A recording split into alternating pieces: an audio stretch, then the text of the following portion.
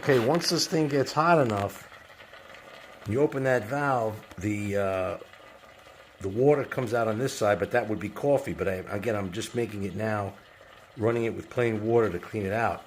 Now here's the interesting thing. This other side is the steamer. If I shut this and then hit this,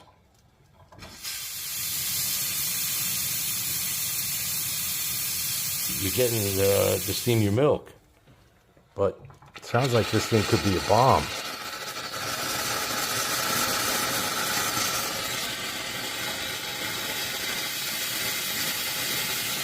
So I'm going to shut this off. Get a little steam out.